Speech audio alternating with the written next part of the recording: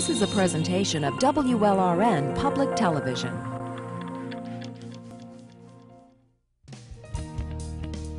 ArtStreet is brought to you in part by Eldorado Furniture. It's like 15 showrooms from around the world under one roof. Eldorado, a different kind of furniture store.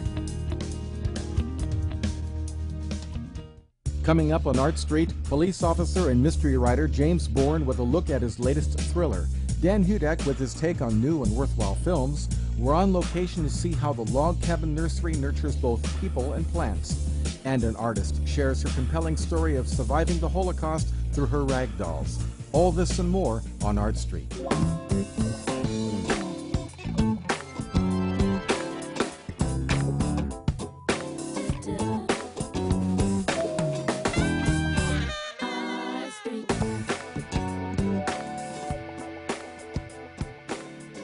We've had some of the most talented mystery writers on ArtStreet over the last 4 years, but tonight is a first for us. James Bourne is a special agent with the Florida Department of Law Enforcement turned novelist. His new and third book is entitled Escape Clause. Congratulations on your third book. I spoke with you a few months ago, and you said, let's hold, I'll come on your show, but I want to come on when my new book is published, and all of a sudden the months have gone by. So what does it feel like to be getting the really, I have to say, the rave reviews and the attention that you're getting so quickly? It's great, and I don't know what the difference is between last year and this year, because I really didn't do much different, but this book does seem to have captured a little more attention. So, I mean, did something happen along the way? I guess but my thought was, does it take a certain amount of time for a writer, any kind of writer, but especially maybe a mystery writer, to get respect and to get the word out there that they are really writing some really good thrillers? Again, I'm fairly new to it, but that's what I'm told, is it takes a few years that people start to know, and they know that you're going to write another book. You just don't write 1 or 2 books and then stop and they don't hear from you again. So I'm on a fairly long contract with Putnam, so I know that every year I'm going to have a book coming out. But did you know that when you wrote your first novel? No, I had no idea. Did you think this might be, a one-shot deal, I've got one thought and one idea to write a book, or did you have a feeling there were going to be more? I had more ideas. I just didn't realize that Putnam right off the bat was going to buy a 2-book deal. Well, Jim, I mean, I would like to say right here that I had read, it didn't happen so quickly for you, right? I mean, you didn't just start writing 5 years ago. I mean, 40 rejections. Oh, right? At least, something like that, at least? Those are from literary agents. Okay. And then once on the first published book, Walking Money, actually, once someone read that, they represented me immediately on that one. It was on previous books that are still unpublished. So you had some other books that weren't quite ready. So what was it as a writer that kept you going? It's hard to say, and I get that every day. People ask the same 2 or 3 questions, and that's one of them is, why did you keep doing it? The only reason to become a writer, the only reason to try and get published is that you're compelled to write every day. Whether you're paid for it or not, if you're not compelled, it's going to show up on the page, and there's really no reason for you, if it's a hobby, it's a hobby. You mean, frankly, or if you're trying to force it, if you get up in the morning, yeah, but I mean, you're a full-time cop, so it's not like every day, I would assume, that you've got all day to sit there. I mean, there are writers like that. They're full-time writers. I mean, you get up every day. You're still working, right? I am, but it's not you don't have to be compelled to write all day, just every day. And I always make sure that I have an hour where I can work on something. Now, some days more, and on the weekends, obviously now under contract and under pressure, pretty much my social life is gone, and I work full-time on the weekends. But every day I have some ideas. People say things to me during the day. I see things. I think, ooh, that might work down the road. How much of your experiences in law enforcement are in this current book, in Escape Clause, which is actually it's the same characters that are in previous books? Some of the same characters carry through. Each of the books stand on their own. This one, in I think '94, whenever the big escape from Glades Prison, in real life, I was involved in the hunt for the guys that escaped and in the probe of the prison system afterwards. So I spent a lot of time in Glades Prison, and I looked and I saw quite a few things. I thought, well, you know, this would be, at the time I didn't realize what I'd be doing. So that when I started to write this book and I realized what I wanted to do, I had a good background, a frame of reference. You know, I know, you know, you can't watch a TV show and then say, oh, I'm going to write a book based on my experiences watching this TV show.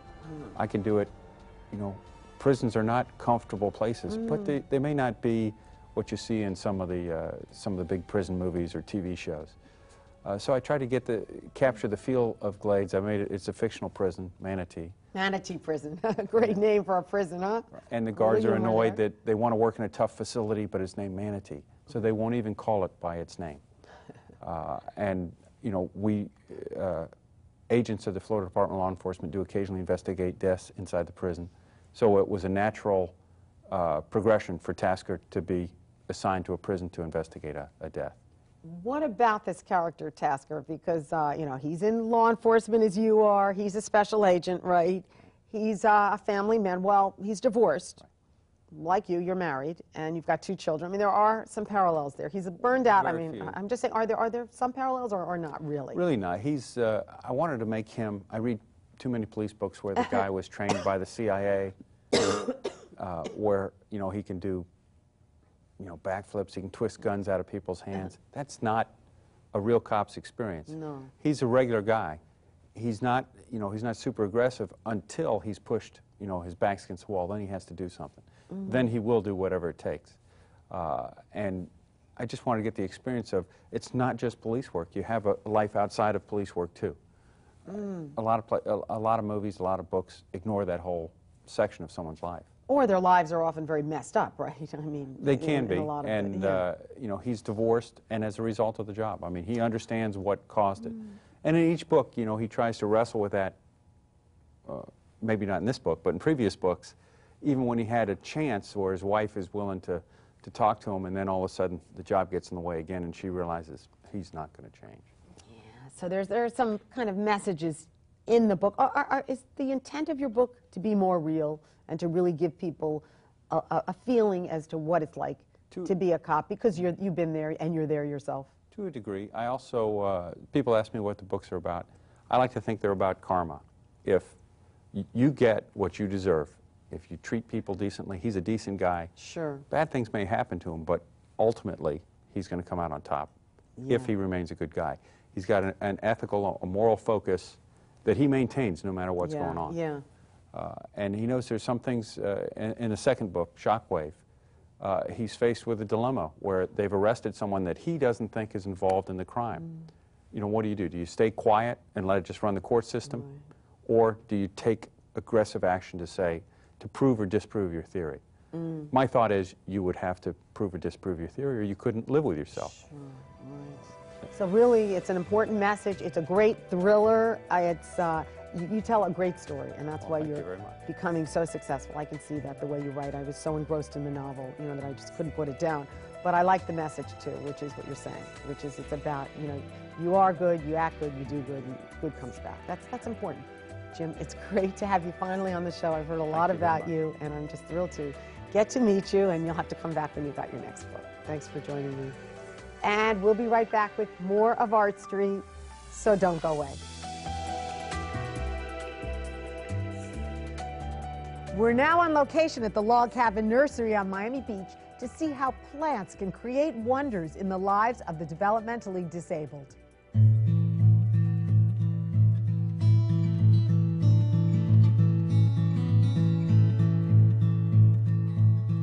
Directly across the street from the ocean on Miami Beach is a place brimming with palms, perennials, and other native plants.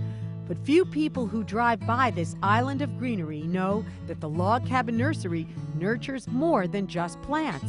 It's the people who spend their days here that are the real recipients of loving attention. The people, the clients.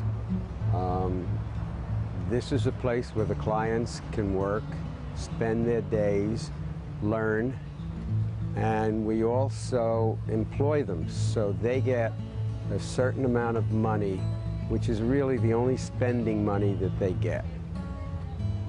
To me, this is a special place. It's like an oasis in the middle of the city. And to be able, for them to be able to spend their days out here learning and working. For over 25 years, the log cabin has served as a plant nursery and vocational training program for developmentally disabled adults. Log Cabin recently partnered with Sunrise nonprofit group, whose mission is to provide people with disabilities the assistance and support necessary to enable them to live valued lives in the community. Gladstone Phillips is the nursery director who helped create this program back in 1975. During that time when there was a recreational program, we were paying the students with tokens.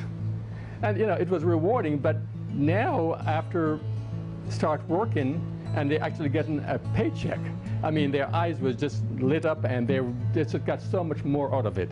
They become much more involved. They become very proud of what they grew, because we have a small propagation area which they grow their own plants. So about maybe right now about 20% of what we sell here is grown by them. So it gives them a good sense of accomplishment once they see it's something that they planned and actually somebody's bought it, taken it home. So it's all a good thing. Sunrise Administrator Kathleen Childs is very pleased with the partnership between Sunrise and Log Cabin, and she has some new ideas for this unique program.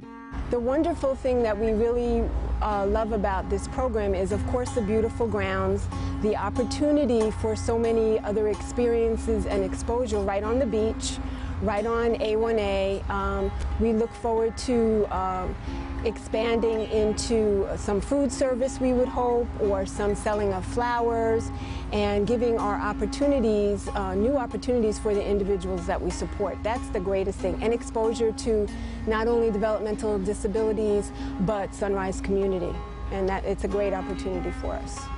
It's Bernard Edelstein who sums up what Log Cabin Nursery is really about. I see the clients, I see them having a purpose in life, I see them working, learning, and to me, it's, one of the important things in civilization is helping those that can't take care of themselves. We who can take care of ourselves, we do. But I think in a lot of civilizations, those that can't just go by the wayside, and I think it's very nice that we support those that can't take care of themselves. For more information about Log Cabin Nursery on Miami Beach, call 305-993-2008.